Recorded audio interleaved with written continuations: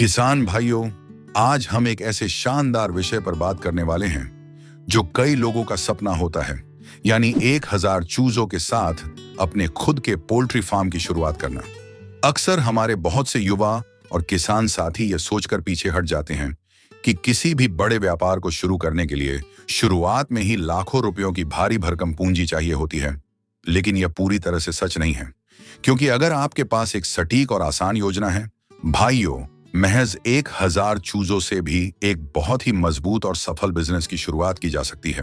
इस काम में सबसे ज्यादा जरूरी है सही जानकारी का होना, और उससे भी कहीं ज्यादा जरूरी है एक एक पैसे का सटीक हिसाब रखना। भाइयों, इसीलिए आज के इस वीडियो में हम पोल्ट्री फार्मिंग में लगने वाले पूरे खर्च और उससे मिलने वाले मुनाफे का पूरा गणित बिल्कुल शीशे की तरह साफ साफ समझेंगे। बस आप इसे पूरे ध्यान से सुनिए और समझिए। तो चलिए, सबसे पहले बात करते हैं हमारी सबसे बुनियादी जरूरत यानी चूजों की कीमत के बारे में। अगर आज के बाजार के हिसाब से एक बेहतरीन नस्ल के चूजे की औसत कीमत 35 से लेकर 40 रुपए के बीच मानी जाए, तो आपको अपने 1000 चूजों का पूरा बैच खरीदने के लिए शुरुआत में लगभग 35,000 से लेकर 40,000 रुपए तक की पूंजी लगानी होगी। हालांकि यह कीमत आपके इलाके और बदलते मौसम के अनुसार थोड़ी बहुत ऊपर नीचे जरूर हो सकती है। भाइयों, हमेशा किसी जानी मानी और भरोसेमंद हैचरी से ही अपने चूजे खरीदें, क्योंकि चंद रुपये बचाने और सस्ते चूजे खरीदने के लालच में कभी भी उनकी गुणवत्ता के साथ कोई भी समझौता नहीं करना चाहिए। ये बात हमेशा याद रखिए कि सस्ते और कमजोर चूजे शुरुआत में भले ही आपका थोड़ा पैसा बचा दें, लेकिन आगे चलकर बीमारियों और मृत्यु दर के रूप में वो आपको बहुत भारी नुकसान पहुंचाएंगे।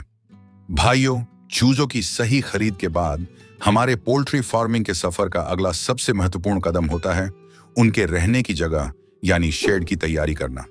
क्योंकि जब आप 1000 चूजे पाल रहे हों, तो उनके लिए जगह खुली और पर्याप्त होनी चाहिए, ताकि वहां भीड़ भाड़ ना हो। क्योंकि जरा सी भी घुटन और जगह की कमी बीमारियों को तेजी से दावत देती है। आपको यह सुनिश्चित करना होगा कि शेड का फर्श हर वक्त एकदम सूखा और साफ रहे, अंदर ताजी हवा का प्रवाह बिना किसी रुकावट के होता रहे, और बदलते मौसम के अनुसार गर्मी या कड़ाके की ठंड से बचाव की पूरी और पक्की व्यवस्था मौजूद हो। शेड के अंदर पानी और दाने के बर्तन भी एक सही दूरी पर लगे होने चाहिए, ताकि हर चूजे को बिना लड़े भरपेट दाना पानी मिल सके। हमेशा याद रखिए कि शेड बनाने का यह खर्च भले ही आपको शुरुआत में एक बार का लगे, लेकिन इसका सीधा असर आपके फार्म की सुरक्षा पर लंबे समय तक रहता है। शेड के व्यवस्थित होने के बाद अब हम आते हैं पोल्ट्री के व्यापार के सबसे बड़े और मुख्य खर्च पर, जो कि है मुर्गियों का दाना। एक स्वस्थ चूजा पूरी तरह बड़ा होने तक औसतन 3 से 3.5 किलो तक दाना बड़े आराम से खा जाता है, जिसका मतलब है कि 1000 मुर्गियों का पूरा बैच तैयार करने के लिए आपको करीब 3000 से 3500 किलो दाने की जरूरत पड़ेगी। अगर आज के समय में अच्छी गुणवत्ता वाले दाने का भाव 30 से 35 रुपये प्रति किलो भी मान लिया जाए, तो आपके दाने का कुल खर्च लगभग 90,000 से लेकर 1,20,000 रुपये तक पहुंच सकता है। दाने के साथ साथ मुर्गियों की सेहत के लिए दवा और नियमित टीकाकरण के खर्च को समझना भी उतना ही जरूरी है। 1000 चूजों को गंभीर बीमारियों से बचाने के लिए उनके समय समय पर होने वाले टीकाकरण, जरूरी दवाओं और पानी में दिए जाने वाले विटामिन पर आपका लगभग 5,000 से 10,000 रुपये तक का खर्च आ सकता है। इस खर्च को कभी भी फालतू समझकर नजरअंदाज करने की भूल न करें, क्योंकि मुर्गियों के पीने के पानी में सही विटामिन मिलाने से उनकी रोग प्रतिरोधक क्षमता बहुत मजबूत होती है, और जब पक्षी अंदर से पूरी तरह स्वस्थ रहेगा, तभी वह दाना खाकर तेजी से अपना वजन भी बढ़ाएगा। किसान भाइयों, अगर आप 1000 चूजों से बेहतर वजन और कम मृत्यु दर चाहते हैं, तो सही पोषण बहुत जरूरी है, और इसी में BR गोल्ड मल्टीविटामिन कैल्शियम दवा आपकी मदद कर सकती है। यह विटामिन और कैल्शियम का संतुलित मिश्रण है, जो हड्डियों को मजबूत बनाता है और वृद्धि में सहायक होता है। पानी में घोल कर देना आसान है और पूरे झुंड को दिया जा सकता है। नियमित उपयोग से पक्षी सक्रिय रहते हैं और बढ़त बेहतर होती है। भाइयों, अब हम पूरे खर्च और कमाई को एक साथ समझ लेते हैं। सबसे पहले बिजली, पानी, मजदूरी जैसे छोटे लेकिन जरूरी खर्चों को जोड़ना बहुत जरूरी है, क्योंकि यही खर्च लगभग 15,000 से 25,000 रुपये तक जा सकते हैं और मौसम के अनुसार बढ़ भी सकते हैं।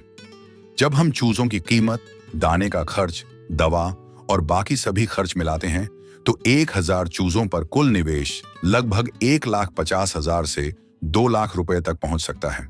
इसलिए अधूरी पूंजी लेकर काम शुरू करना ठीक नहीं है। अब अगर 40 से 45 दिन में एक पक्षी का औसत वजन लगभग 2 किलो हो जाए और सामान्य 4 से 5% मृत्यु दर मानकर करीब 950 पक्षी बिक्री के लिए तैयार हों, तो कुल वजन लगभग 1900 से 2000 किलो के आसपास बैठ सकता है। यदि बाजार भाव 100 से 120 रुपए प्रति किलो के बीच मिल जाए तो कुल बिक्री राशि लगभग 2 लाख से 2,40,000 रुपए तक बन सकती है।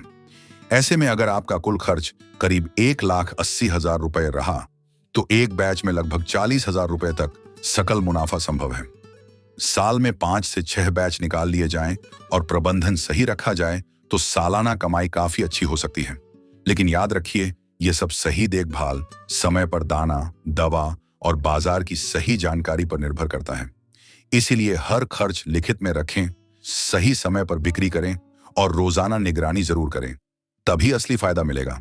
किसान भाइयों, पोल्ट्री पालन में असली सफलता तभी मिलती है जब आप छोटी छोटी बातों पर गंभीर ध्यान देते हैं, क्योंकि यदि मृत्यु दर 10% तक पहुंच गई तो पूरा लाभ का गणित बिगड़ सकता है। इसलिए शुरुआत से ही साफ सफाई, समय पर दाना और शुद्ध पानी देना आपकी पहली जिम्मेदारी है। भीड़ भाड़ बिल्कुल न होने दें। रोग के लक्षण दिखते ही तुरंत कदम उठाएं और पशु चिकित्सक से सलाह लेने में कभी देरी न करें, क्योंकि जागरूक किसान ही आगे बढ़ता है और सावधानी ही असली सुरक्षा है। इसके साथ ही तापमान नियंत्रण बहुत महत्वपूर्ण है। छोटे चूजों को शुरुआत में अधिक गर्मी की आवश्यकता होती है और धीरे धीरे तापमान सामान्य करना पड़ता है। ठंड लगने से वृद्धि रुक सकती है और अधिक गर्मी से तनाव बढ़ सकता है। गर्मियों में पानी की मात्रा बढ़ जाती है, इसलिए ताजा और स्वच्छ पानी उपलब्ध कराएं ताकि पक्षी सक्रिय रहें और तेजी से बढ़ें। भाइयों, बाजार से भी मजबूत संपर्क बनाए रखें। केवल एक व्यापारी पर निर्भर न रहें, बल्कि 2 या 3 खरीदारों से बातचीत रखें। भाव की तुलना करें, सही समय पर बिक्री की योजना बनाएं। जल्दबाजी में कम दाम पर माल न बेचें, क्योंकि बाजार की समझ और सही जानकारी ही आपकी असली ताकत है और यही आपको बेहतर मुनाफे तक पहुंचाती है। 1000 चूजों से शुरुआत मध्यम स्तर का व्यवसाय माना जा सकता है। यह न तो बहुत छोटा है और न ही अत्यधिक बड़ा। सही प्रबंधन से यह स्थिर आय का साधन बन सकता है। जोखिम जरूर है, लेकिन जानकारी, अनुशासन और मेहनत से उसे नियंत्रित किया जा सकता है। यह खेती का आधुनिक रूप है और गांव में रोजगार का अच्छा माध्यम भी है। अंत में आप सभी से विनम्र निवेदन है कि बिना पूरी जानकारी के शुरुआत न करें। पहले पूंजी की व्यवस्था करें, स्पष्ट योजना बनाएं और फिर आत्मविश्वास के साथ काम शुरू करें। धन्यवाद।